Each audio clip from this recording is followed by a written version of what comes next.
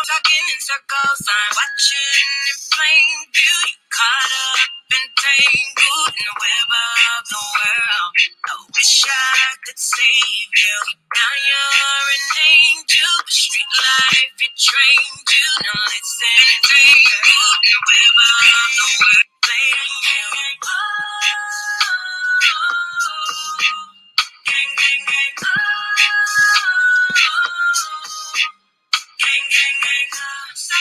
Hey, everyone. Welcome to another episode of Conscious TV. I know I'm coming to you guys with a hell of a late live, but I'm just waking up. I've had a full freaking day, okay? Hey, Nicole's Perspective. What's going on, LaCrystal White? Hope you guys are having a wonderful night. You guys already know what we're here, okay, to chit chat about. Make sure that you guys thumbs up this video, okay, share, and all that good jazz. All of my information to my Patreon, emails, Cash App, all that shit is in the description box below, okay? Before we crack a lack into this commentary, I hope you guys checked out this week's Gentlemen's Panel, which was on my platform Thursday, okay? We had a fabulous conversation. It was a YouTube-driven theme, okay? Really enjoyed the fellas and all of that good stuff. Also, my birthday is coming up next month, so I've also been shooting a mini documentary series that I want to do for my 35th birthday, and it's just like, it's going to be very interesting, and it's just going to be me kind of talking about what 35 really represents for me and where I am in my life. And the cameras are going to be following me around everywhere, all up in my drawers, all up in my ass, all up in my private regions, okay? And I've wanted to do something like this for a while, so I gave myself a month in advance to kind of get it done, because I'm going to be editing the documentary myself, even though I have an actual film crew helping me to film it. Also, there's going to be a slight shift in my platform around December-ish. That's going to be some good shit, so I'm just going to let that speak for itself, okay? What's going on, Maz? Hey, Just Be Real. Hey, Hot Air. What's going on, Hot Air? Hey, CM. Hey, Reginald. Hey, everyone. Yes, 35 come through in the building. A nigga is as old as Methuselah, honey.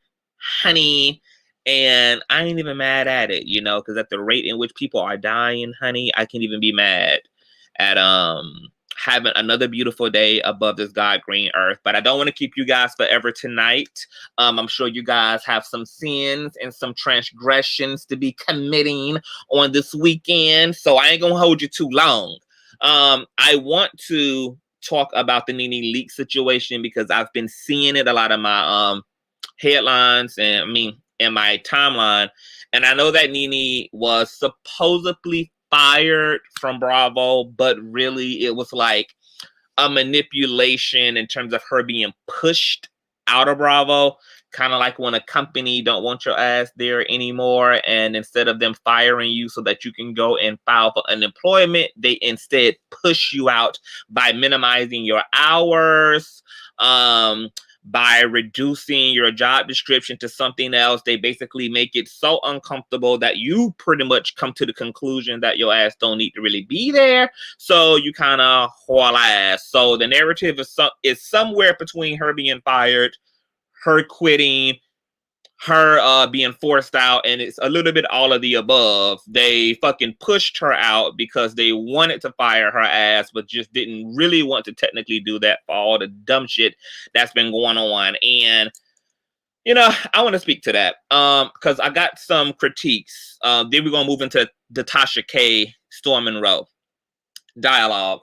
So Nene has came out and actually absolutely blasted Wendy Williams, because Wendy Williams recently appeared on a episode of Watch What Happens Live with Andy Cohen, and Wendy Williams has some choice words for Nene in terms of a spinoff, and her basically saying that she practically don't know where Nene is going to get her budget to continue to fund those badass lace wigs, because nobody really wants to see a spinoff with her or her boring, dry ass, unseasoned family. Who would care?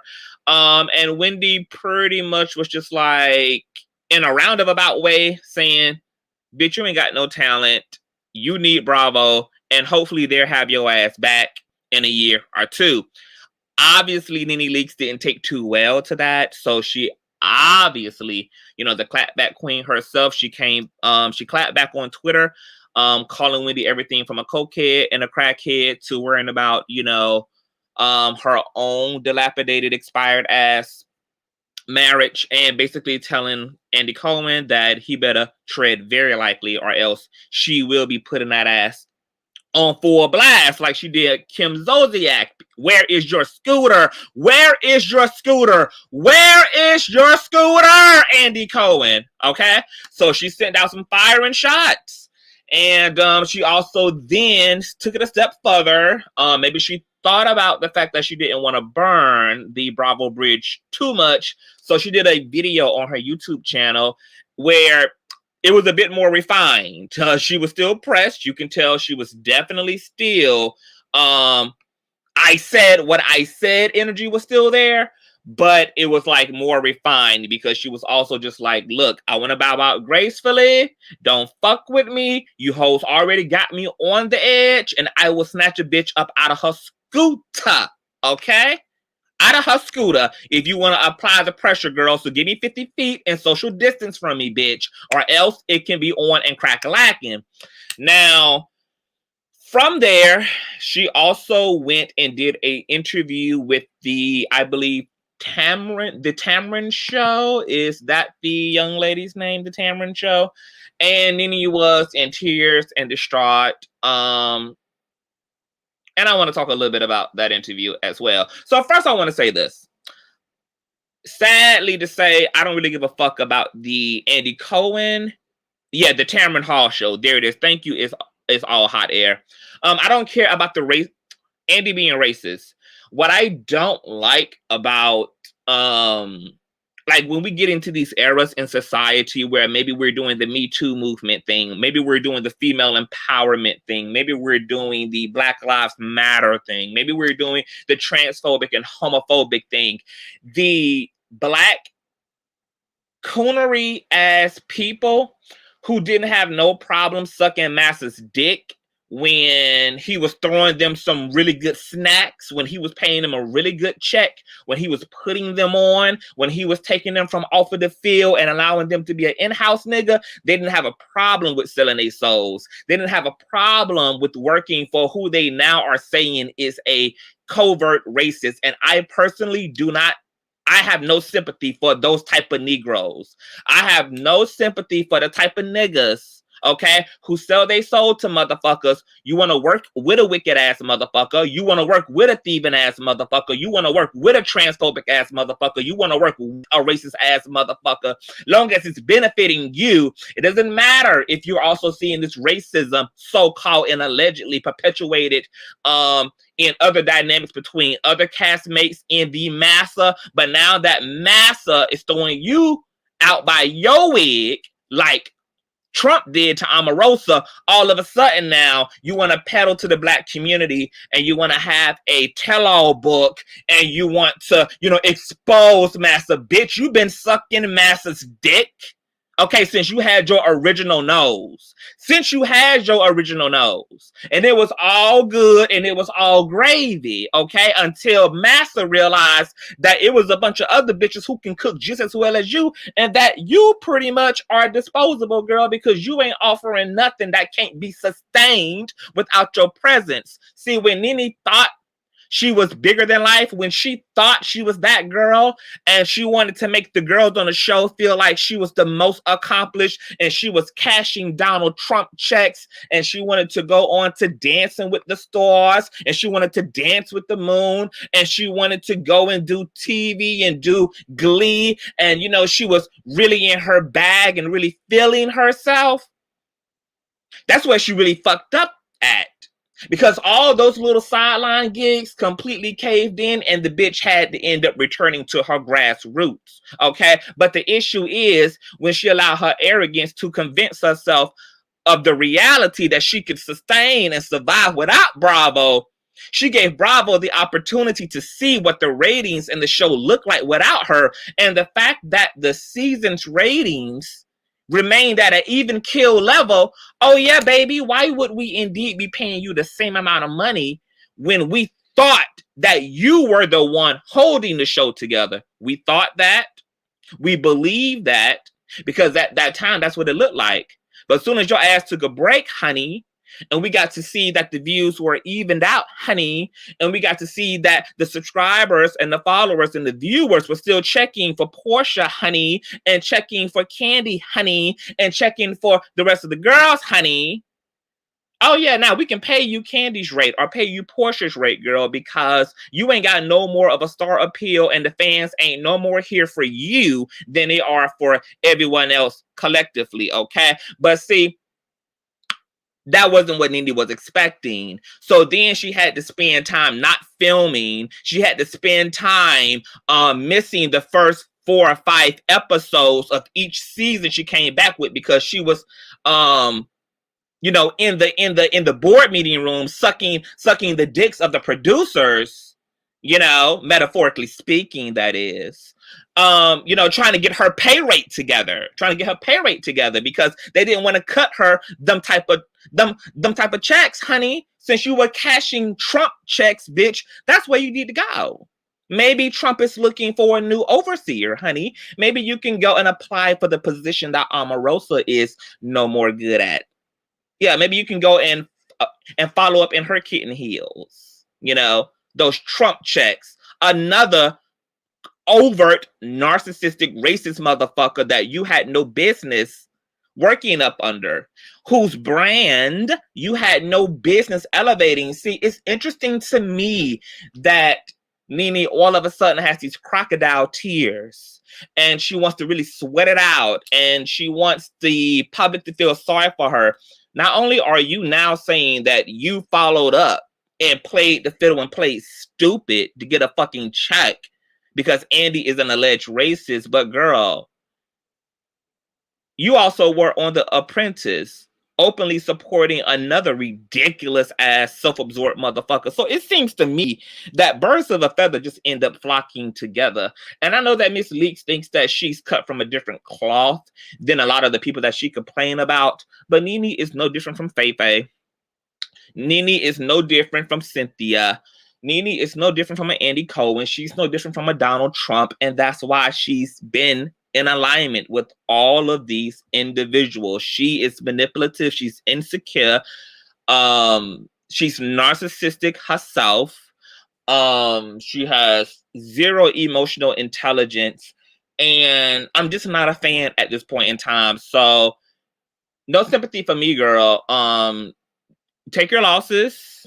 I hope that you invested your money well and just go on about your life. You work for a network that when you work for television and work in media, you're not a human. You're a robot, okay? And you are about as valuable as your attendance is. So the fact that Nene even thought that she would be humanized working for a completely dehumanizing industry is really, really hilarious to me. And as far as her relationship to Wendy Williams, look, I can't blame her for forgiving Wendy because Wendy stepped on her toes the first time and showed her that she wasn't her friend. And what I can say about Wendy Williams is what you see is what you get. So I don't really understand Nene's upsetness at Wendy either. I mean, Wendy has told you hoes that she puts her job before she puts her friendships to you bitches because she wants to be able to drag you hoes without conviction, which is why she don't have no interest getting close to you motherfuckers. She don't have no interest in going to the park with your kids, honey. She don't have no interest, girl, in doing no collaborations and going to dinner together. And if y'all do, just understand, girl, that any tea that I see, okay, is going to make the Hot Topic show, girl, as long as you understand, okay, that your tea is first and foremost my priority, and then the friendship, then we can have a friendship. That's perfectly fine. So Wendy Williams let you all know who the fuck she was. So you giving all this smoke and all this heat, calling her a cokehead and a crackhead, girl, I can't even feel sorry for you then. Wendy told y'all that she's a wolf, and the bitch wasn't even trying to be. She wasn't even trying to be in sheep's clothing, girl. Wendy just is a damn wolf, girl, and she embraces it. So if you get cafoodled up and knotted up and entangled up all in that, girl, somehow, some way along her answering your FaceTime, you thought Miss Wendy was your friend.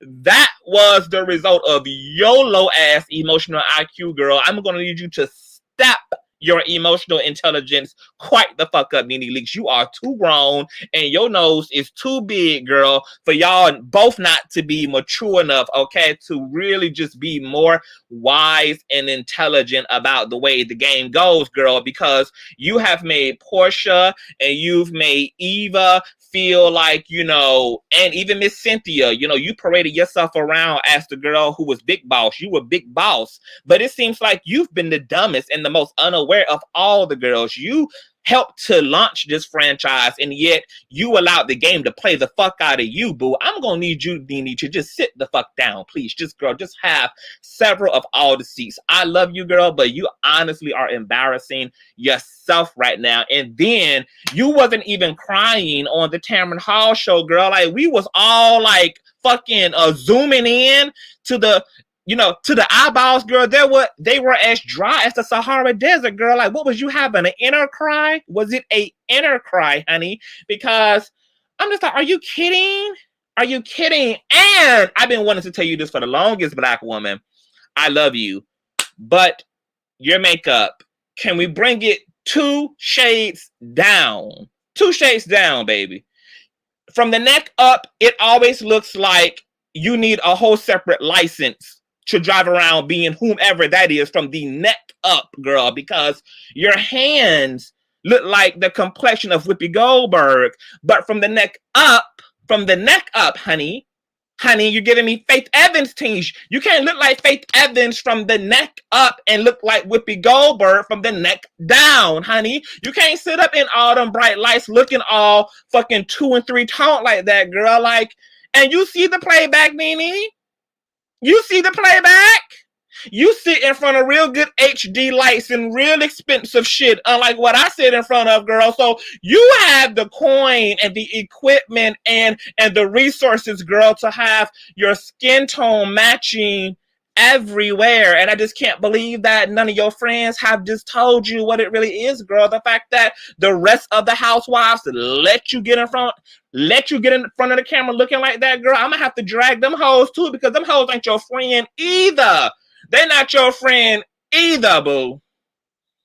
I don't know whether you got colorism complexes, light-skinned girl complexes. I don't know if you're living your best life from the neck up, girl. I don't know who you living vicariously through, sugar. But let's just really get it together, girl. You need a hiatus. I don't want to see you return back to Housewives. You lost your soul. You lost yourself. You're not even the same Nene Leakes that we all fell in love with, girl. And every girl that took off before you, bitch, you got so mad at Nene. I'm just gonna need you to handle it, sugar.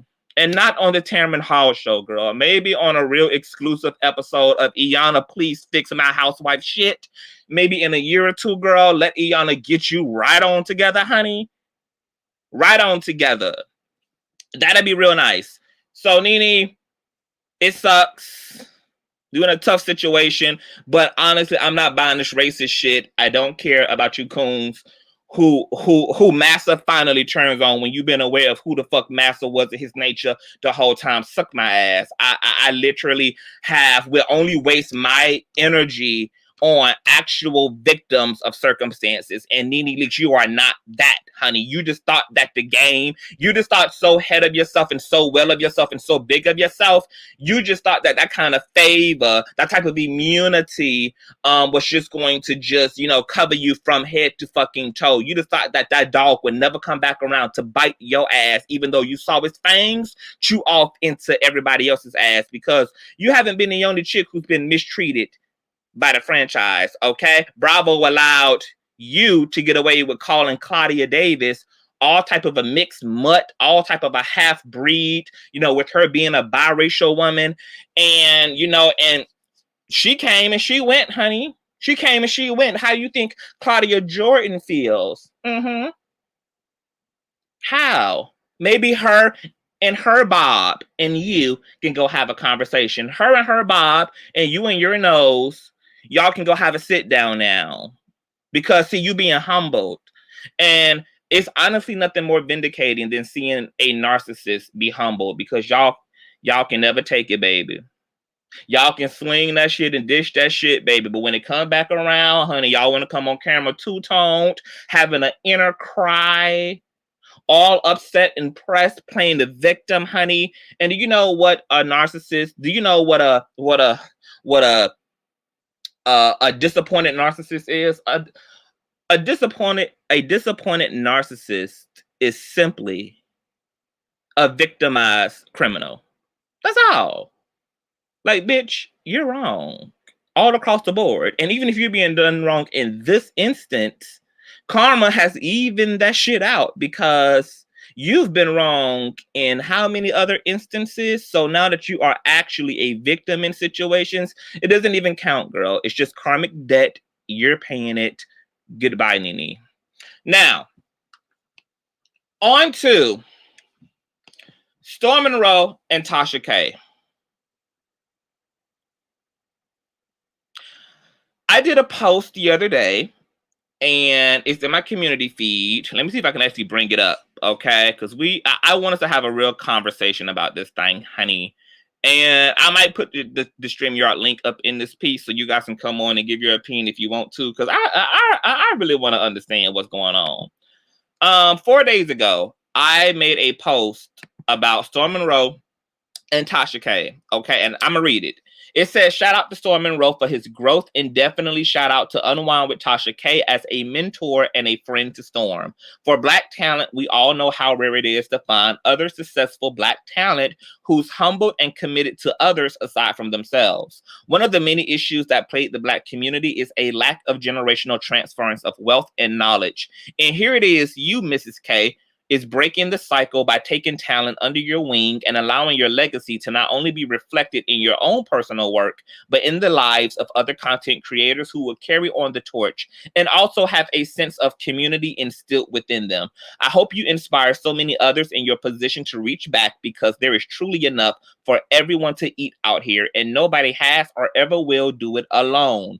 People take credit for everything, but as long as you had an audience, you didn't do it alone. As long as you had allies, you didn't do it alone. As long as you had sponsors, you didn't do it alone. And as long as you had people who trusted you with their stories and lives, you didn't do it alone, because God designed no man or a woman to be capable of doing anything alone, for even Jesus had 12 strong supporters behind him. You are a breath of fresh air, Tasha. Keep giving back and showing the world that you not only can be a blessing to yourself, but you can be a blessing to others. Storm Monroe, you are blessed to have Tasha. Much love to you both. Girl, why did I do this post, honey? Because some people took this post straight to the cross, bitch. Knelt the post to the ground, okay? And I'm going to read some of the comments here. Somebody said she would turn on him too. Just give it time. Somebody said the part about helping other Black people come up, kudos to her. This person enjoyed, saw value, and saw the point of the post. Some other people said, what? Some other folks said, blah, blah, blah, blah, blah. Tasha K is not worthy of praise. She's not helping her people unless it benefits her, period. She wants a cut of his money, and she will always let Drizzle Monroe and the internet world know that she's responsible for his success. That's not humility, and it damn sure ain't from the heart. She's a narcissist, and Puddle Monroe is an opportunist. He was sought mentorship from the infamous Tommy Sotomayor. And now he's with Gremlin K, is the epitome of what is his prior mentor despised. And now he's all for Black women. They both are two fake, broken, miserable souls that hate themselves. Well, you know what? Tell us how the fuck you completely feel, boo.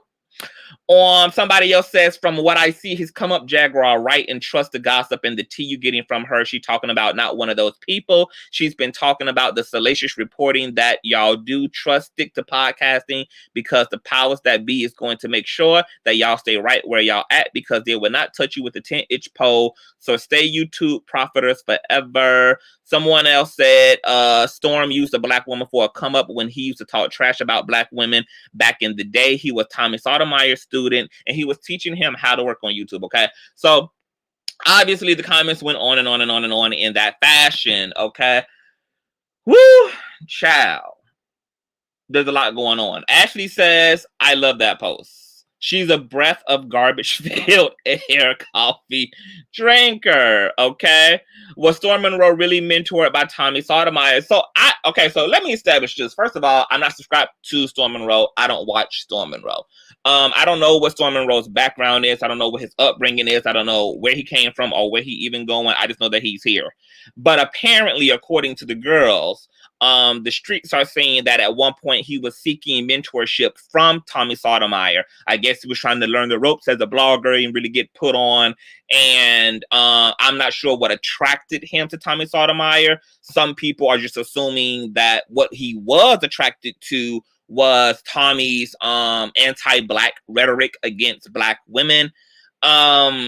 I'm not sure if Storm Monroe has spoke to that, but I know that Storm Monroe also has been perceived as someone who doesn't like black women for some reason. And because I don't watch Storm Monroe like that, I don't have a context for that. But that's just what people feel. I don't watch him enough to know if he comes off as self-hating or hating black women or whatever the case may be. Now, Tasha K, I do love Tasha K. I'm subscribed to Tasha K. I don't watch all of Tasha K's material because I'm not really into celebrities like that. They take up the least a bit of room on my grocery list. But every now and again, I'll check her out. But I like her spirit. I like her personality. I did have to drag Tasha K a little bit when she and Lovely T had got into it last year, and they friendship, collapsed like, Cardi B's marriage did. And I had to address her then, but, outside of that, I've just, had kind of a passive experience of Tasha. Now, my thing is this, okay?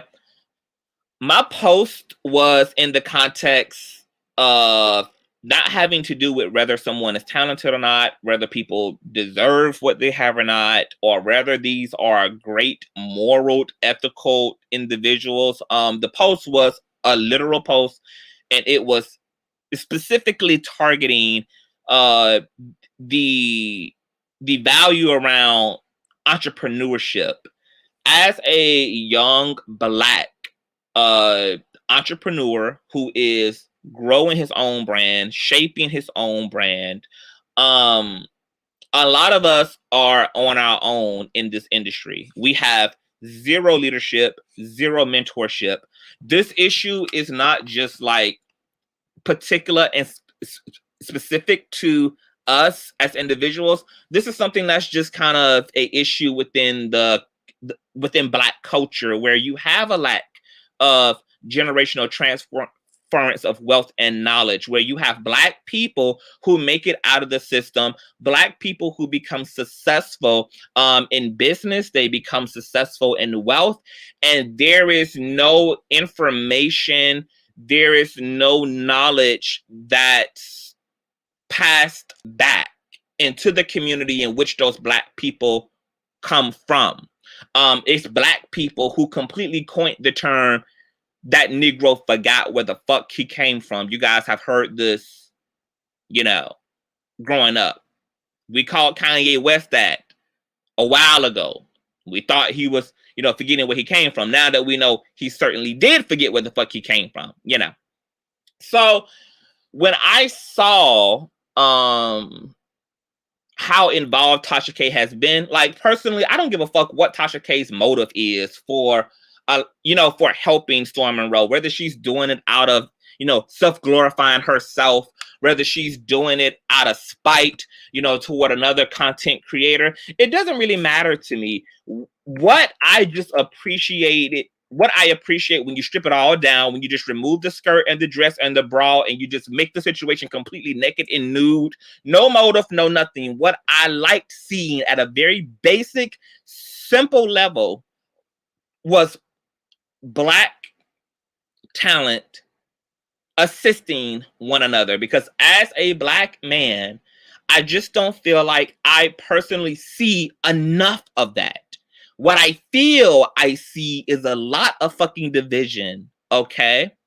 What I feel I see is a lot of our people taking their winnings, okay, and then assimilating to whiteness, acting like they're not Black anymore, disassociating from Blackness in the way in which they came from, okay, and then trying to and then extending the wealth and the resources that they have to every other community of persons and not their own community. So on a basic level, I was just on a very micro level, I was able to just appreciate seeing one successful Black person look back and see someone at grassroots level and teach them the ins and outs of the business.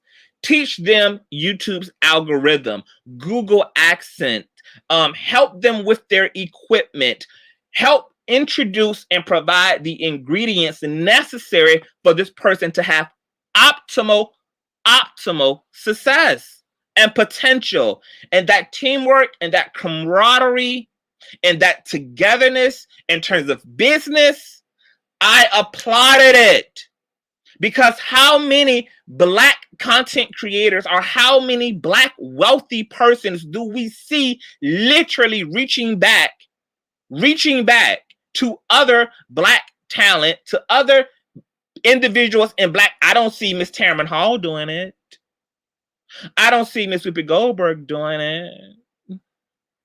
I don't see all these other Black people in media doing it. Does Thomas Sotomayor have an understudy? When you think about your favorite Black content creator, how many of them have understudies? How many of them are you watching mold and shape and be a mentor to other talent? You don't see that. What you see is motherfuckers holding down the throne alone. And they be secretly subscribed to that talent.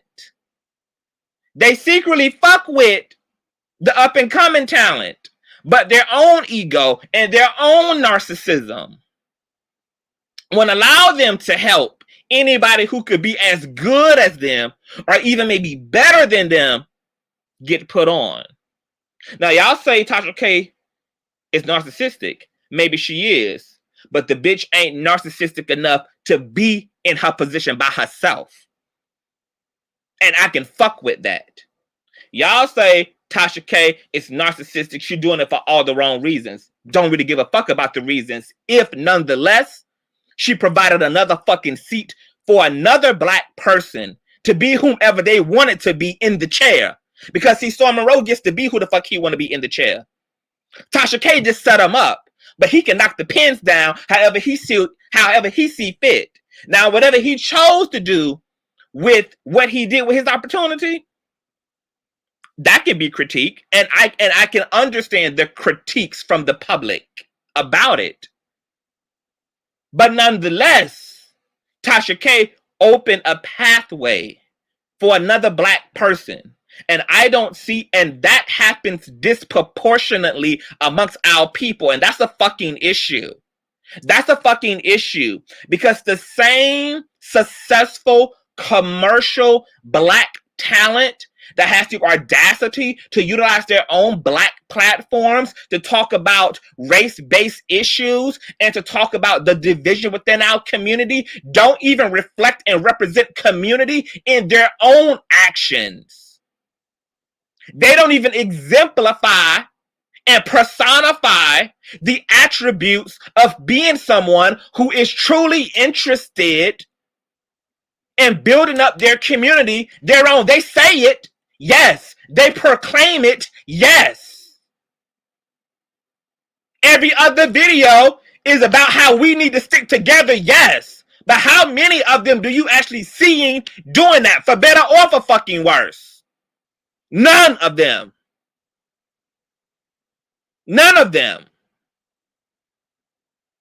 And we should not make excuses for those who claim that they are for their people, but actually should hold their ass to the fucking fire. And it's a shame when the business and the wealth is so stingy. It's kept in such a private space when it comes to black entrepreneurs and black wealthy people. Okay? That I have to use the example of Tasha K helping Storm Monroe as a holy grail example. You guys are questioning, you know, why is it that she has to be thanked or rewarded or appreciated for what she's doing because of who you feel she is? But that goes also to show you how so much of what she's doing with other content creators don't happen. It doesn't happen that she's the only motherfucker that we can say thank you to. Because the motherfuckers who so-called act better than her, the so-called people who have more so-called integrity than her, you don't see them doing it. So you gotta take the lesser of an evil and say, well, goddamn, bitch, I can give you kudos on that. Because the people who act like they're more conservative and the people who don't curse, their brand isn't a cursing brand. Their brand isn't some proper, cookie cutter brand. They're not even actually executing, bridging that gap. See, and this is why I always tell people, this is why evil and wickedness always gets ahead of good in this world. When we like to say that good guys and good girls finish last, you know why that is? Because the bullshit sticks together. That's why. That's why. When it comes to the so-called good people, it's always every man for themselves. But wickedness and evil and low vibrating, etc., they might be all that, honey. They might fuck their way to the top. They might fuck you over to the top. They may do all of that, honey. But they stick together. And there's power in unity. Okay? And that's why the bullshit gets ahead in the world. And love is somewhere trickling down this big wheel on the road to success, while wickedness is on a goddamn motorcycle going at 200 miles a motherfucking hour. So for me, look, can Tasha K, the conversation around how each of us feel individually about Tasha K and her platform, or Storm Monroe and his platform, that can be a conversation, but that still don't have nothing to do with the fact that we're seeing two black people come into business together and are making money and making history and assisting each other and making each other's dreams come true, whatever those dreams may fucking be. Okay? And I love Tasha K for that. And if that's the way that her narcissism is set up, that she's narcissistic enough to help put other bitches on because she likes being able to gloat about helping another motherfucker get a bag, then bitch, so be it, bitch. I don't give a fuck why you helping me to get a bag, bitch.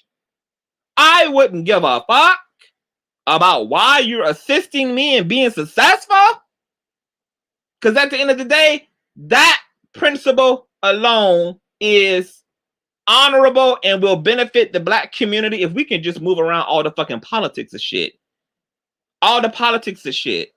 The reason why this Generation X can't even successfully select a black leader, like we don't have black leaders. We don't have black civil rights leaders the way that our parents and our grandparents had, okay? Because we can't even no longer agree upon who should lead, because we get caught up in the nuance of whether we like a motherfucker and whether we agree to every policy, whether we agree to every belief system that they have. Prime example is, I don't care for Dr. Umar Johnson. Umar Johnson is a fucking scam as it relates to that fucking school. He's been bamboozling and pulling the wool over bitches' eyes and the black community's eyes with that fucking school. There still is no school. There's no receipts behind where the money has fucking went, okay? And in that way, the man has failed his fucking people.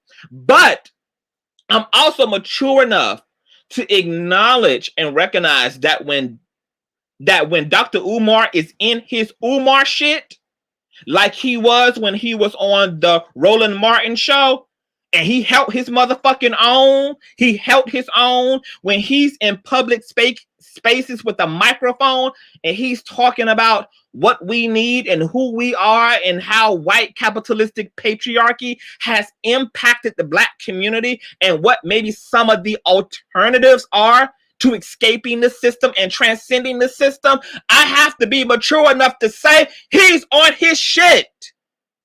I can't afford as a minority person to throw other minority people away because I simply don't agree with every fucking thing. Because there's already a disparity to begin with. So sometimes you got to take the meat and spit out the bone. Take the parts that work. Support those parts. Push those parts. Okay? Stand behind those aspects of where people are getting it right. And put this thing together like a puzzle piece. Because for black people in the position that we're in, we're not whole anyway. We're not whole. Most of us are broken, including our leaders. Including the black people who occupy positions of power and wealth. Which is why we're always going to be somewhat disappointed and also inspired enough to vote their asses into office and to cast our vote to them. But also we're going to have our critiques because our community is broken in general. We are a broken people. So do I expect to ever look at black power and see 100% of anything I can stand behind? Of course not. I don't actually see that in no fucking people. Even white power and privilege and community, I don't. I've never agreed 100% with any fucking body. At this point, it don't fucking matter. At this point, I'm honestly, the way that my brain is set up at this point is I'm just looking for the good in everything. And I'm looking for the good in everybody, especially within other black people. Okay? I can't commit to just tearing other black people down. And if I go to critique black people, I have to evenly balance that out by being able to give my own people their roses as well. Okay? So does Tasha K lie? Yes, she does, okay? Does she give people fucking stress by coming up with fake news and spinning narratives about people's real lives? Abso-fucking-lutely. When she gets sued, is it rightfully so? Abso-fucking-lutely. When she's being slammed and dragged, is it rightfully so? Rightfully so. But Tasha K is also great at her business. Tasha K is also very committed and involved to her mentees. Very hands-on. And that level of transparency and that level of giving herself away to other content creators and really bringing them on and putting them on, I don't give a fuck what Tasha K out that. I am going to have to give her motherfucking roses. Because more of our people need to be doing that shit across the fucking board, irregardless of sector, irregardless of respectability, politics, okay? Irregardless of whatever. Because black people can't afford to make it without one another and don't have a shot at making it without each other's help. Without each other's help. We can't afford to think that we can because we cannot do it without one another. Can't. White people are always on code no matter what. And gonna be. Nobody walking on earth is not a moral compass for me. I'm spirit-led and have to be, True Howard. Yes, she knows what she's doing. She keeps her name popping in the street. She do. And do I agree? Hell no. That's why I don't watch Tasha K like that. But the bitch is bad. Tasha K is a bad motherfucker, and Tasha K is likable. That's why we all struggle. That's why we all struggle in our attraction to Tasha K. Because Tasha K is messy as all fucking hell. But she's likable. She's likable. So there's a hot and cold dynamic. You know? You have everything to say about her, but you can't help but to like the motherfucking woman. You can't help but to bust out laughing because this girl is fucking crazy, okay? Because she's so unapologetically herself and she's willing to allow being who she is to take her to the cross if that's just where the journey must lead, baby. And I can fuck and on some level I can resonate with that too because I am free in that way as well. I'm a very inconsequential individual. Okay, I'm gonna show up, and if that gets me crucified, if that gets me killed, if that gets me whatever, so the fuck be it.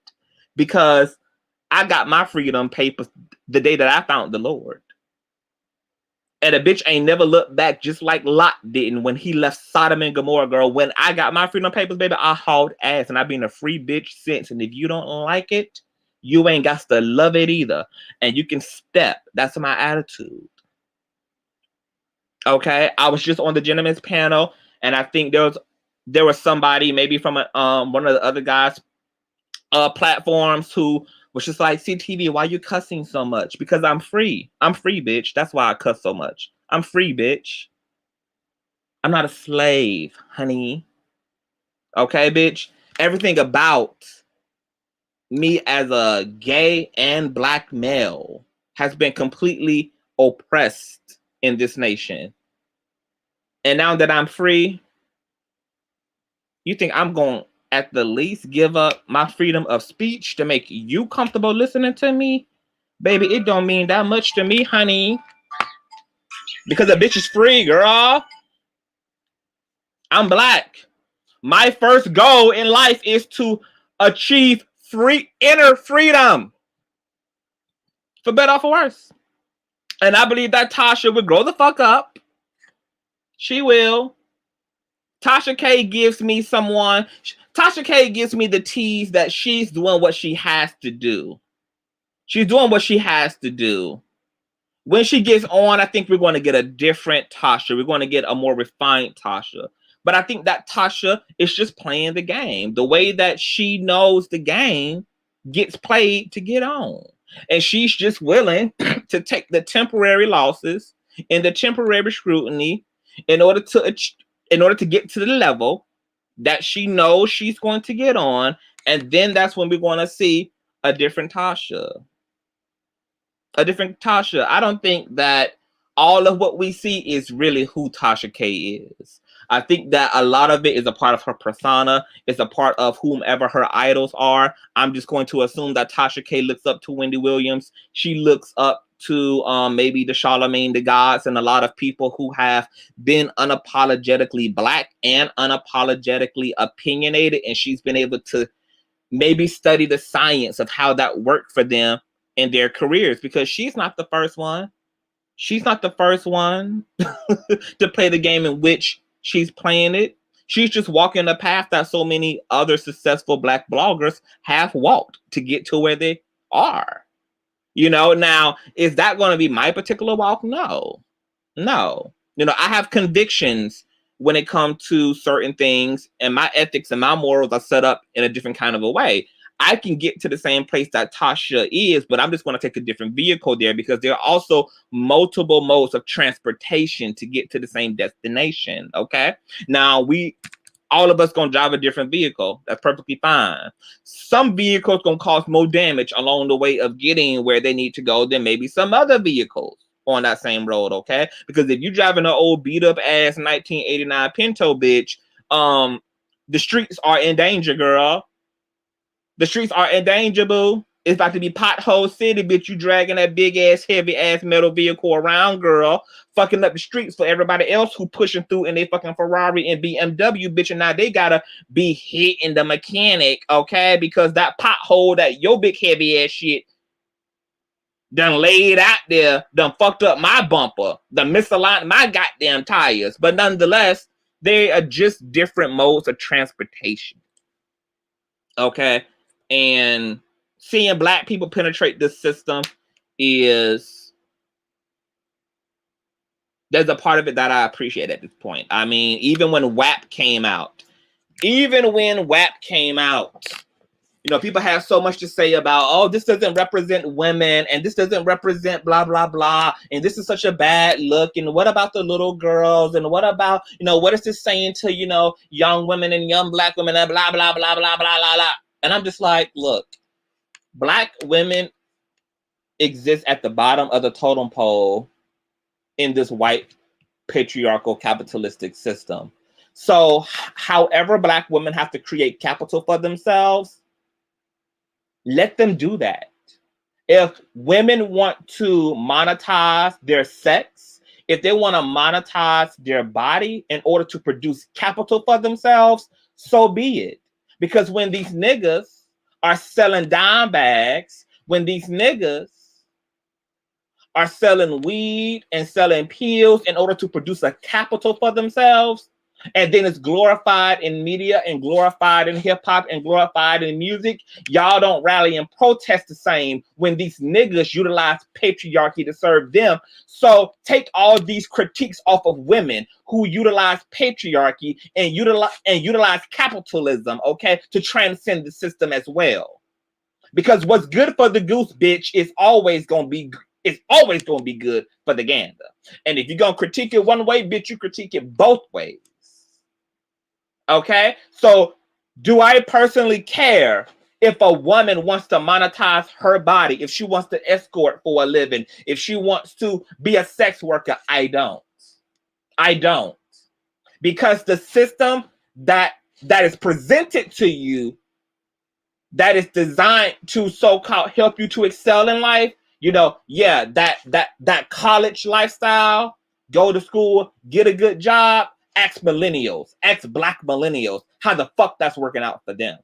Ask black millennials who have taken time to accumulate fucking debt to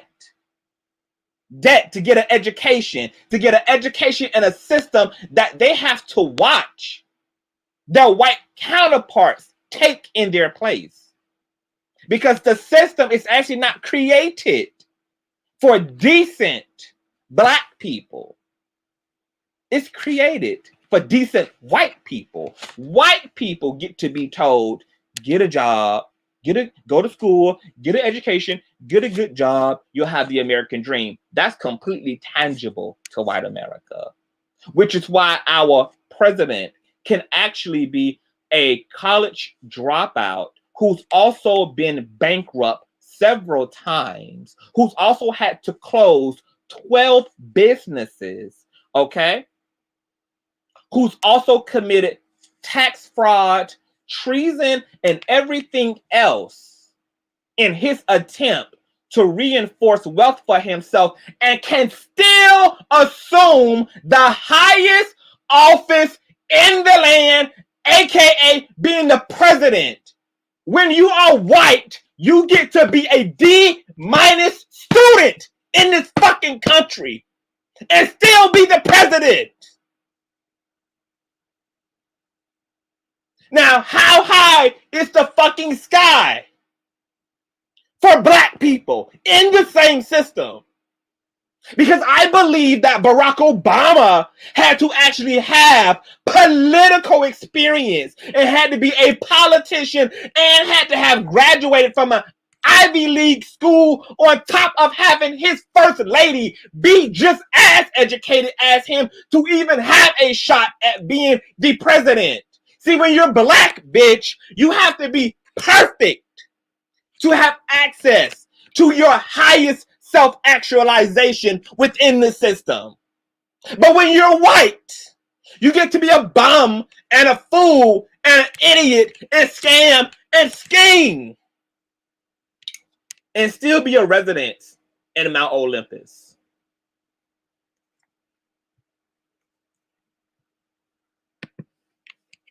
Yeah.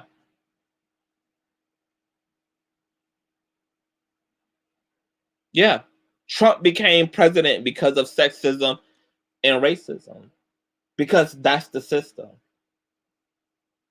And Black people are presented the system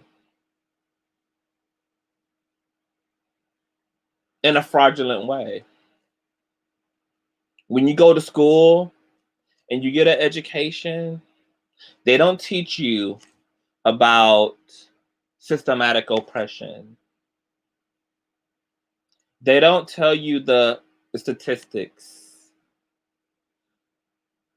They don't expose the racism or the misogyny within the system that's geared to help white male US citizens to assimilate.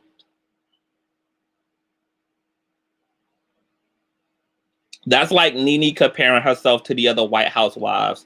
We can't move like white people. Exactly. Exactly. Which is what's so funny about Wendy Williams' critiques. Because she was like, Nene, this is going to be boring. But bitch, do you think that we are entertained at Target from the Party? You think that watching Kim Zolciak and her fucking triple neck walk around with her motherfucking Caucasian family is just the most entertaining thing that can be on television? No. All of the other white spinoffs were just that, Wendy Williams. Boring, mundane, uneventful.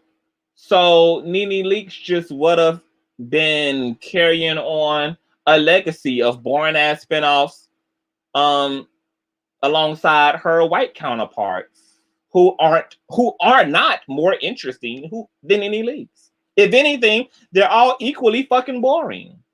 But they aren't more interesting. But the reason why they got there and they get access to that is because they exist within a system that assists them. White people live within a system that assists them. Yeah. It's a mental oppression that some has to break through their reach for potential or to reach their potential. Yeah. Yeah. Yeah. This is fucked up. It's fucked up. It's fucked up. You know, can't thin edge bitches like Candace Owens and these other coonery ass Black people who want to have all these critiques about the Black community. Oh my God, Black on Black crime. Oh my God, Black drug dealers. Oh my God. Oh my God, Black whores and prostitutes. Yeah. What do you think a community of people are going to resort to for capital and for survival when they exist within a system that is not fair, that is not welcoming, and that will only take one Negro at a time in line? What do you think is going to happen? See, Black people and Black communities are not in the position that they're in because Black people are fucked up in and of themselves. The system has our back up against the fucking wall. And we're doing what we have to do to not be up against that fucking wall, because doing nothing is not a fucking option. Okay, but what's even more sad and fucking psychologically fucked up about all this is that some of us are doing nothing. And that's resulting in us taking our own lives, which is why suicide amongst Black male youth has doubled. Suicide amongst Black LGBT youth has tripled. Because Black people are being taught by the church to have some outstanding humanity and moral code. And then those real life Black people are trying to walk that way in a system that they've been made to believe is going to honor their intelligence, their smartness, and their talent. And they're being conditioned to believe that they have a real shot at the world simply by being a good person. And then as your heart continues to break and break and break and break and break again because you can't catch a break and you're trying to honor being a good person in a system that's telling you just be good, have your shit together, stay focused, and you can reach the finish line. And you don't know that that only applies to white people. That white people simply get to be good and stay on track in order to get to their highest potential. And you don't understand your particular position in this system, in this matrix system, as a Black person, as a Black minority. And then your heart can't take it anymore. And you don't want to result to stealing and to killing and to violence and to prostitution and to all these different things just to put money in your pocket or to take care of your children, to provide for your family. Somewhere in between what the church taught you and the way the world actually is, you find your hopelessness. And that hopelessness drives you to just take your life because there is nothing there. So there are people, Black people, whose back is up against the wall. And rather than try to punch a hole in the capitalism by selling the drugs or selling their bodies or bootlegging or scheming and scamming the system, they just give up because they see it for what it is and they can't take it and their heart collapses. And so even my view of our Black criminals is very different now that I understand the way the system is designed from the inside out. And we can't be anecdotal and look at our own individual lives as Black people and say, well, you know what? I personally stayed on track. And you know what? I personally, things worked out well for me. There's no reason for other Black people to, be living these insane lives and doing these things just to make it. I made it just fine. Yeah. When you are a Negro, oh my God, it gets so particular and it gets so unique. Like, what type of Negro are you, right? Were you born with a silver spoon in your mouth, honey? Did your father, work for a great company and was able to put you through private school? Yeah, what happened? Did you also have, a two-parent household? Did you have a loving mother and a loving father? Because see, individually, our realities are completely different. And there's things missing from each of our realities. Are there things that were included in each of our realities, combinated with our own personal identity that shaped and motivated the way that we navigated our lives? So yeah, you have Black people who've literally been in the same predicaments as other Black people and they didn't yield to those behaviors. And that's for a very specific reasons. Because you can experience the same reality I come from and it broke me, but it made you. It made you. Because it's not about the situation itself. It's about the way that my individual soul is experiencing my set of circumstances. We both could have came from the hood and I led a life of drugs and crime and everything else. And you came from that same hood and you made it to be the CEO and a business owner and blah, blah, blah, blah, blah. And you look at the difference between us as having to do with, well, we both were in the same situation. I just stayed focused. You stayed focused based upon the way that your individual consciousness is set up. But guess what? Just because I was broken by circumstances that didn't break you also doesn't mean that there are circumstances that wouldn't break me, but that would break you. It's just that these circumstances didn't break you. That's all that it is. It's just that these circumstances didn't break you. Because it's easier to talk that stay on track shit when you naturally are excelling under conditions that other people are failing at and saying, oh, could you just be more like me? So maybe our upbringing didn't break you. Yeah, but when you was at your highest and you was feeling all good and then your mother passed away and that shit spiraled, or you went through that divorce that had you emotionally spiraling, okay? See, now you've been humbled. Now you've been humbled. Because it's not that you're stronger than me. It's not about the circumstances. It's just that there are things that are going to break me that aren't going to break you. And there are things that are going to break you that ain't going to break me. And having compassion and understanding toward each other, and also fixing the system itself so that people don't even have to be broken in the ways that they are and try to navigate the world from a place of brokenness and a place of emotional detachment. See, narcissism in the Black community has become a big thing because one of the components of narcissism is the broken nuclear family. Some of the circumstances that make someone narcissistic is being abandoned at a very young age, having the authoritative figures and the guardians of that particular child not effectively do their job emotionally and mentally and physically in the lives of that child. And those people grow up to be deeply empty.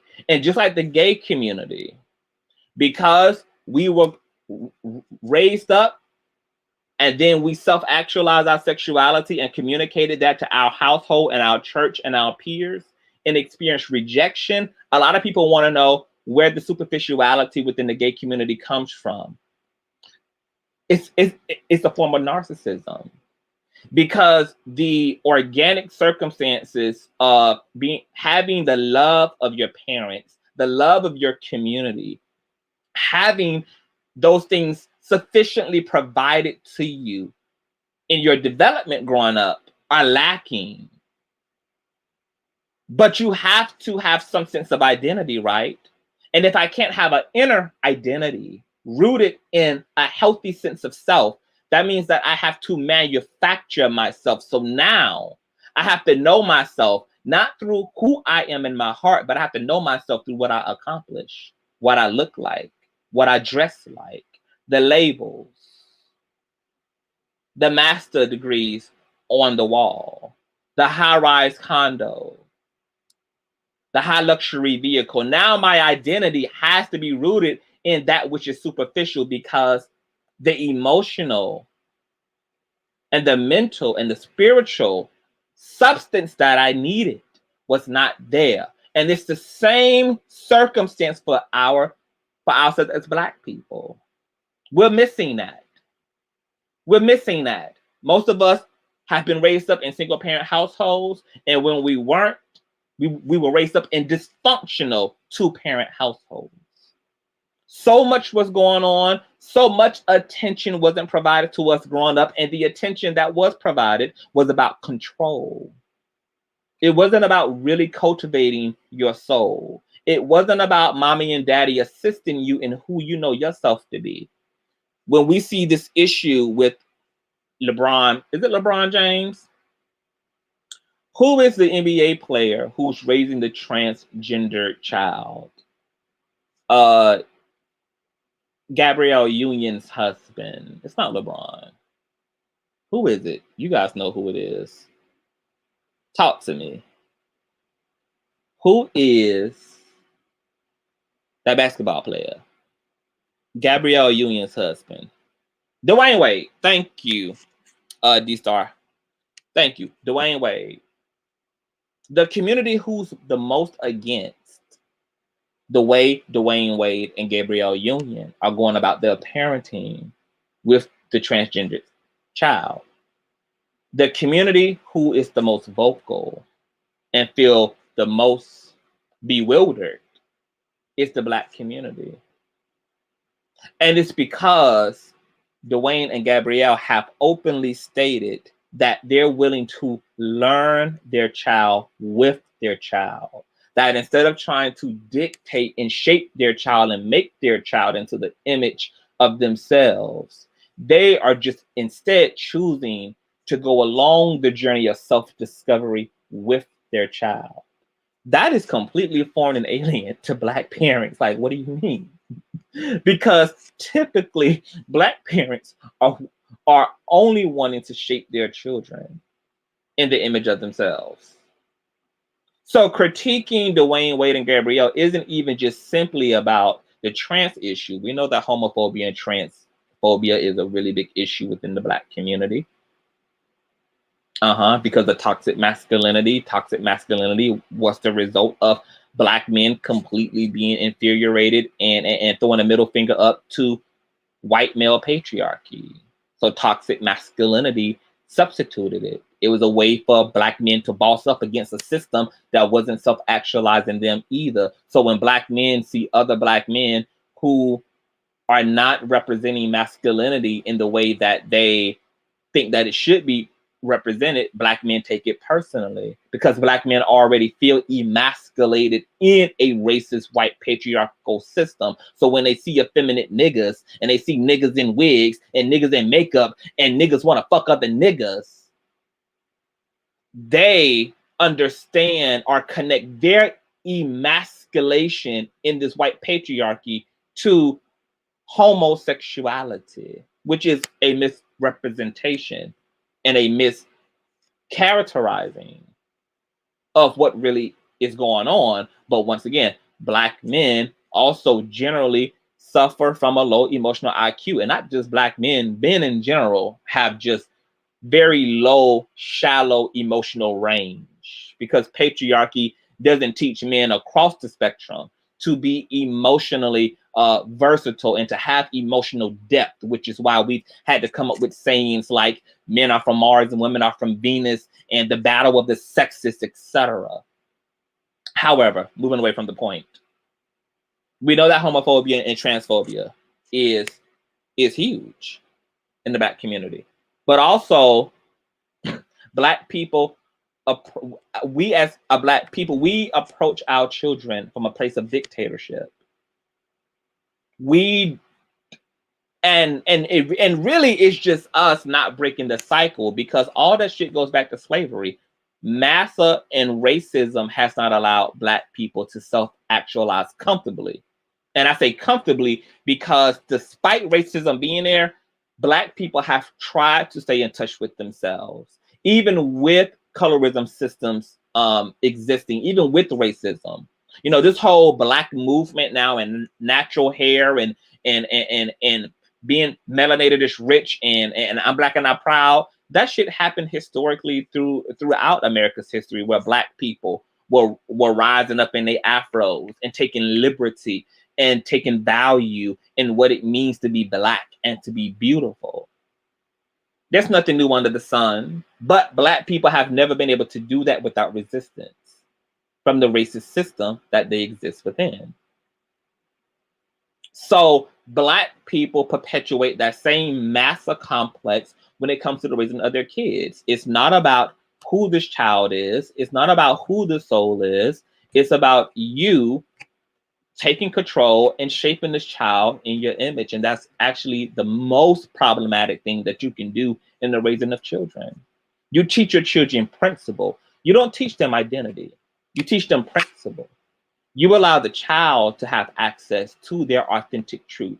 You just give them the principles of living, because living is an art form.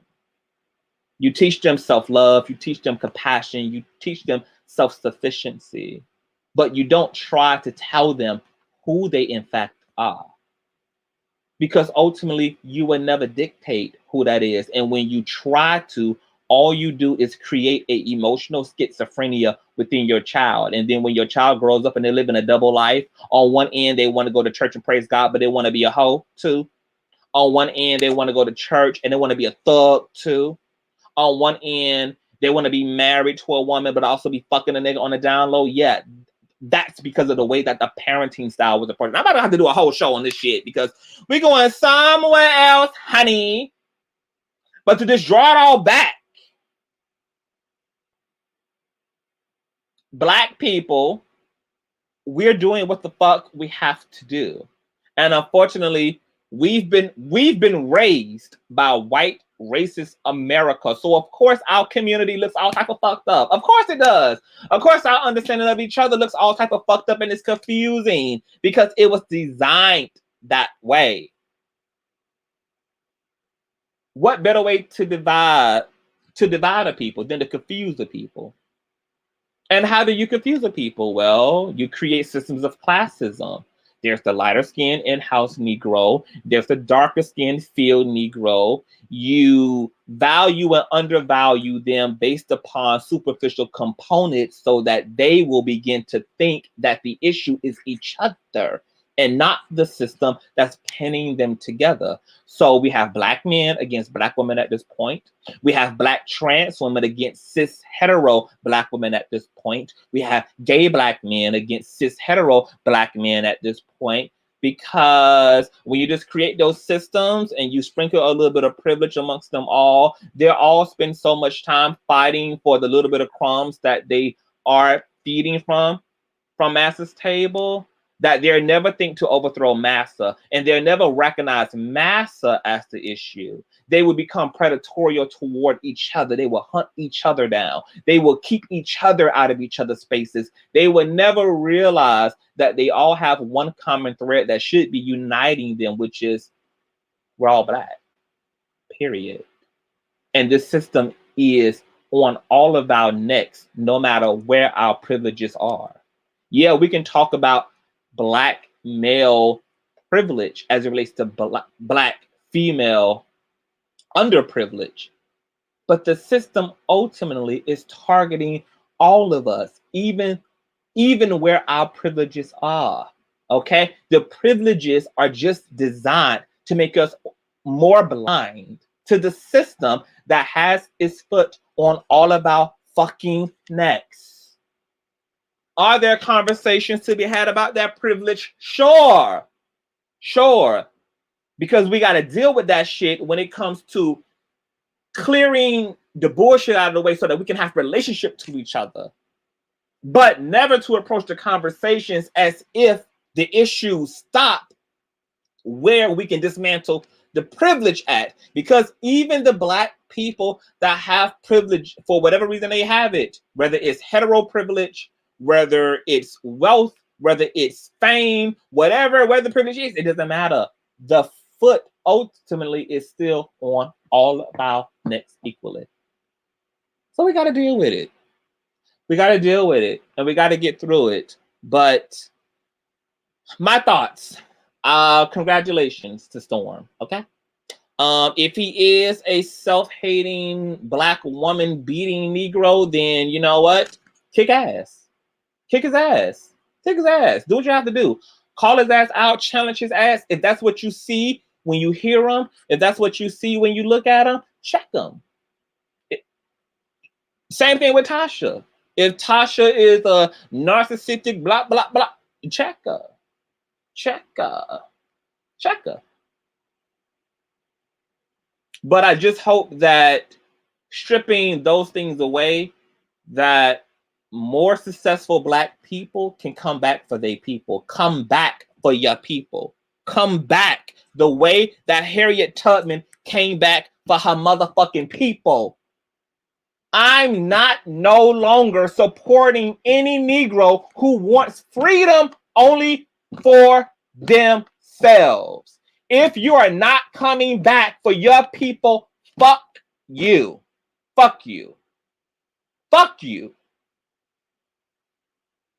Because I will support the worst of my people if they at least have enough love to come back for their people. If you coming back, you got my vote, bitch. Because I'm going to do whatever I want. I'm going to determine what I do with the opportunity with freedom. I don't give a fuck who's coming back to open the cage door for me. Just come back. Oprah, full of shit. Can't stand her. I love the spiritual side of Oprah, but that's about it. Oprah got her and Gayle have something else brewing inside of them when it comes to other Black people. I do not appreciate Oprah and Gayle targeting R. Kelly and Michael Jackson, a dead Black man, out of an attempt to distract the public from Jeffrey and Harvey Weinstein's pedophilia cases. Because that shit was so strategic and so timely that Oprah and Gayle could not tell me, bitch, that was not intentional. They can't tell me that. There was no reason to even talk about Michael Jackson. This man was exonerated. Out of 15 years of them trying to pin this motherfucker to the ground, he spent 15 years of his life combating this bullshit legally, just for your Black flippy top fluffy ass, long after he's gone, to bring up allegations that were the investigations to confirm these things were true, was so fucking meticulous that there's no way that any Black person should feel that white America, that the white legal system didn't do its job. And if you believe for 1 minute, despite motherfuckers loving Michael Jackson, if you think for 1 minute that white America would have allowed Michael Jackson to put any amount of money on getting off after he had violated allegedly white children, you got the game fucked up.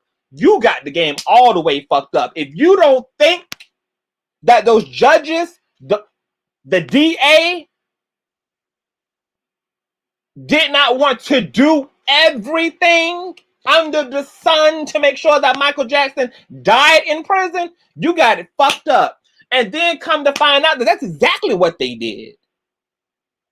They tried to falsify evidence in Michael Jackson's case because that's how bad white racist America wanted Michael Jackson as.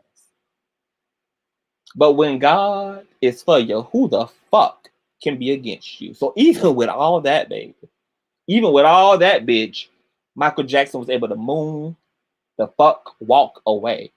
And so for Oprah, color purple ass, after this man is finally resting in peace, to resurrect his fucking bones and to use his case for what, bitch? For what, bitch? Because the OWN network and the Oprah network was still standing when the Catholic Church had the highest level of publicity behind everything that was going on within the Catholic Church when it came to these little priests and these little boys. And did you see one single Oprah special? No. Oprah was very fucking selective in her outrage. And I just can't believe that she had the audacity to be outraged about a dead man who had already been scrutinized and critiqued and criticized and dragged through the legal system in order to finally be rewarded with innocence and to be able to go home to his family. And that's who the fuck she decided to target. I mean, it was so sloppy. It was like them hoes were scratching they were reaching for anything out of attempt to spare the public's awareness and attention to Jeffrey and Harvey Weinstein, who were good Judies to the Oprah Winfrey family. That is straight up coonery and fuckery at its highest. So fuck Oprah. The Super Soul Sunday shit, I like it. The spiritual shit, I like it. But Oprah is literally blackfacing at this point. She's a white woman in an African-American person's body. She is a white woman inside of a Black woman's body. A part of her has completely sold out and brought into the system. And that makes her dangerous. That makes her dangerous. That makes her dangerous. And Oprah covers it up very well. She conceals her anti-Blackness very well, which is why it's hard for maybe some people to see it. But there is a dualism to Oprah Winfrey and to Gayle And I don't trust either one of their asses as far as I can throw them. And the way that Oprah Winfrey is built right now, bitch, I ain't throwing her really that far. Not at all. Lovecraft all day. Exactly. So I'm going to get my ass out of here, take me a shower, make up my bed. I just woke up from a nap and thought I would do this video. Thank all 100 plus of you all for joining me tonight. Nene Leakes, I wish you well, honey. Tasha K and Storm, congratulations. And Tasha K, stop lying on folks. Leave them folk alone, girl. You are awesome all by yourself. You have been able to master your personality in a way that you can tell the truth and still be entertaining, and people will still watch you and fuck with you. You honestly can transcend the antics at this point, to be honest. We've been able to laugh with you and feel personable enough with you in order for you to be able to really approach your work with integrity, and you still be able to hold your views because you have the personality to sustain the audience. You actually don't need the audience. It's not even necessary in your case. There are a lot of other people who don't have the it factor. They don't have it in them. So yeah, you know, they have to rely upon the salaciousness. But for you, Miss Tasha, that's not even necessary, girl. We would watch because you cut up. And I think that you have it in you to be able to creatively cut up even about whatever the truth is. You know, we can make the truth entertaining as well. We can make the truth humorous and entertaining and have a good time, and also approach what's going on with other people with a sense of compassion, and also talk our shit. It can all come full circle. But once again, it's also just an art form to live in. It's an art form to blog in. It's an art form to ethics. It's an art form to morals. It can be done. It can be done. So yes, Tasha, I hope you transcend it, boo. But I do love you, girl. And you are hilarious to me. And I want to thank you for, you know, helping, you know, some of these content creators at their grassroots. And I hope that that's something that a lot of other Black talent who has made it, they've broken the glass ceiling. I hope that they also can get their Harriet Tubman on and come back for their folk. That'll be real nice, because there's so much Black talent that just has no fucking direction. There's so many Black youth who are, you know, trying to start their singing career, their rap career, their writing career, trying to go to school, want to go into business for themselves, want to own salons, want to have their own barbershops, but have no fucking education and understanding around marketing, around business. They don't have any any steps. There's no way to step. They just have an idea and they have a talent and a desire, but there's no staircase in sight. No staircase. The information is there, it's not there, and the mentorship is not there. And for Black successful people to know that those things aren't there, and to still sit back and watch other high potential Black persons to just figure it out for themselves, it's just, that's more insidious, honestly. That's more insidious than just even using like a person.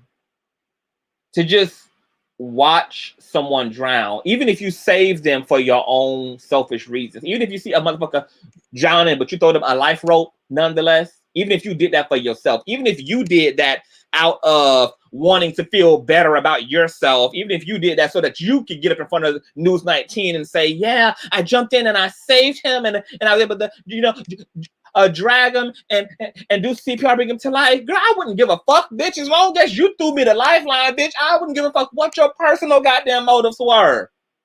I feel like it's more insidious for you to know that people need help, and you know that people they deserve where it is they want to go. You see them put in that work. You see their genuine talent, and you have a hands-off approach. That is seriously fucking sick. That is sick. That is sick. That is sick. And then these would be the same people who, when this person goes off rail, when this person commits suicide, when this person gives in to depression, when this person falls off, they'll be the first people talking shit. Talking shit. And yet, don't do nothing. Don't do nothing. But we'll be there talking shit and critiquing, but don't do nothing. I understand that most of us have a crabs in the barrel ass mentality because that's the way the system has made us feel. You know, that there's room for one. But clearly there's enough motherfucking room for all of us because a lot of motherfuckers eating at this point because there's a buffet actually. And when black people get over this crabs in the barrel ass attitude and realize that this isn't a single meal, that this is an endless 24-hour buffet, and that there's enough here, bitch, for you to invite a friend of a friend of a friend of a friend of a friend of a friend of a friend of a friend of a friend, bitch, and it's gonna be food to go around for days and days and days and days and days and days and days on our, then we can really get back to being a community again. But we've got to transcend this lie that there's only enough for one of us.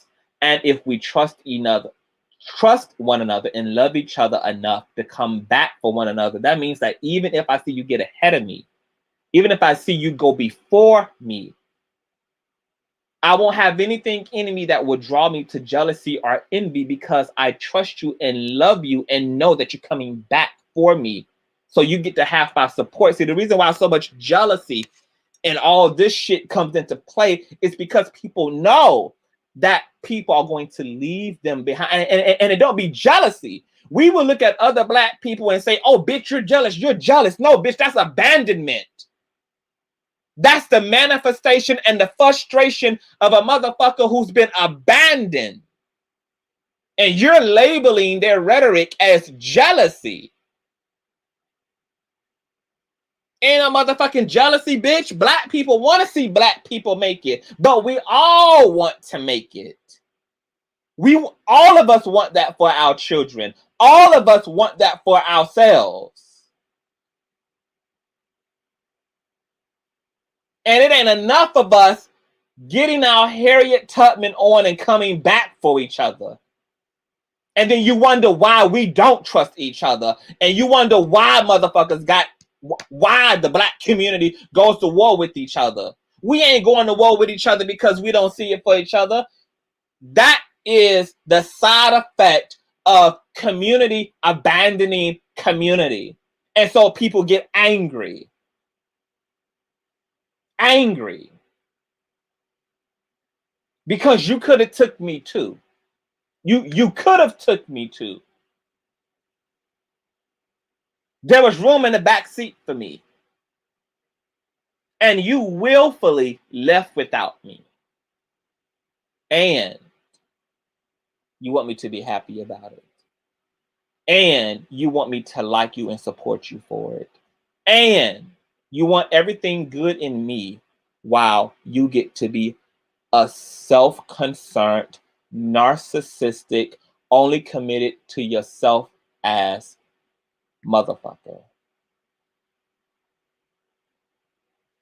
Oh, the sunken place is just fucked up, isn't it? Mm-hmm.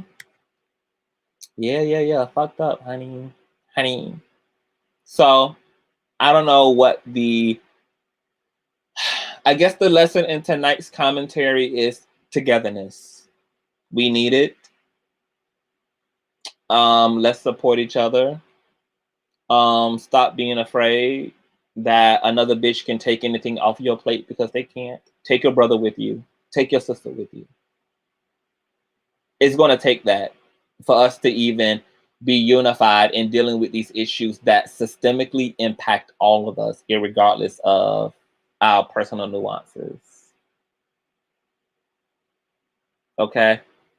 We're going to have to get very clear about where our critiques began and where our honor of each other starts. And we have got to hold black people in power accountable. We've got to pressure black people in power to work with other black people. We've got to suggest and recommend and fight for spaces for black people. White people not going to do that for us. And the black people who assume power only get consumed with themselves when they have it, so they don't think enough to do it. We are going to have to hold black power accountable. Kamala Harris has the potential to be the vice president. If Joe Biden's hairline fails him, she will end up being the president at some point as well, because it's been predicted that dementia is going to take his ass out, which is going to default Kamala Harris to our first female president if he's even elected. And because she has a black intersection, we're going to have to hold her accountable. And I hope that she's prepared for the rightful pressure that an oppressed community is going to have to apply to her, because too many people have been in her position and have done absolutely nothing for us. If you're going to occupy the position, there has to be something in it for us, or else we just simply should not support these people who have this level of power and authority. So I wish the best for Joe and Kamala, and bitch, I will be there to critique you every single step of the way, because to whom much is given, even much more is motherfucking required. A lot of people want to be at the top spot and don't want the motherfucking responsibility and level of accountability that comes with it. And that's exactly what comes with it. And if the kitchen skillet is too hot, then stay the fuck out the kitchen. I'm not gonna make no excuses for black persons. I'm black. And at this point, our community, we need everything from each other. Everything from each other. At this point, black is every black person's responsibility. Community is all of our responsibility. And we all are going to have to hold each other to the fire, period. From the bottom to the top, the same level of accountability.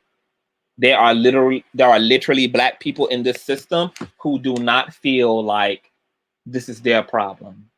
And as long as they're fine and their coin is fine and their bag is fine, that hey, it's your problem. What's going on with racism in the form of the police task force is your problem. Black people being brutally dismembered and killed in these streets by a system that's supposed to protect and serve. We know that who that system is supposed to really protect and serve, not our system. White America is who it protects and serves. But nonetheless, it's been presented to us to also be a system that's supposed to protect and serve us. Then you got to do just that. All of these issues are about us. You know, one of the biggest takeaways from Christ for me is Christ taught me. There's a beautiful passage in the New Testament where Christ talks to his disciples and he says, when I was thirsty, did you quench me? When I was hungry, did you feed me? When I was in prison, did you visit me? When I needed shelter, did you house me? And he said, what you don't do for the least of them, you don't do for me. And what you do for them who are hungry, what you do for them who are homeless, what you do for them who are lost, you have done for me. And this was Christ's way of saying, we should not see ourselves as separate from the agony and the pain and the struggle of other human beings. And when we've been consumed by our individualism to that extent, we've gone too far. We are only eating the bread that serves our ego, because it was also Christ who said that man should not live off bread alone. He should not live off the material self alone. We are our brother's keepers. What's on your plate is of my concern. Now, all of us can't do it all because we're only one person. There are right now people in my emails and my DMs who I haven't even been able to get back to, who are looking for wisdom from me, who are hope from me, and between me already dividing my time up with people who reaching out to me, already dividing my time up with the people who I'm personally connected to. I'm one person. I'm one person. And this is why this has to be a community effort, because one Negro can't do it alone. It has to be all of our responsibility. That's what actually will take the workload a whole lot of notches down, because now the field and the labor that the field require is being proportionately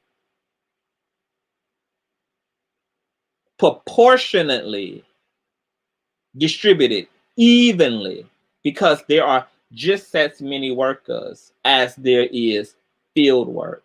The word says that the field is plentiful, but the laborers are few. Okay? We are brothers keepers. Come back for each other. We need each other. Our critiques of each other are valid.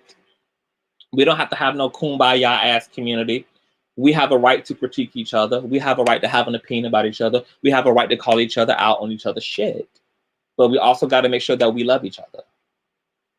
Yeah, and we got to make sure that we give credit and give roses where the fuck is due, irregardless. So I love you guys. I'll be coming back probably Sunday. YouTube would not allow me to do my Donald Trump, the bitchcraft, the personality, and the law of attraction video. Every time that I went live, YouTube shut me the fuck down, glitched up my live, was interrupting my stream, absolutely doing the fucking most. Doing the fucking most. So I'm going to have to do that pre-recorded style and see how that works out. I'll try to have that up for you guys on Sunday, because I want to really get into some things as it relates to this administration and what's going on around the age of Aquarius and this administration, and what we are going to need to be prepared for in the next few years, because it is absolutely about to go the fuck down. And all the information is literally all around us. You just have to know how to see it, and you have to be able to recognize and discern what you're actually looking at. Okay? I love you guys so much. And yeah, I'll see you guys Sunday. Okay? You guys have a wonderful weekend. Have a blessed night. All of my handlers are in the YouTube description. Are in the description box below. Share this video out, you guys, and I will talk to you guys later. One.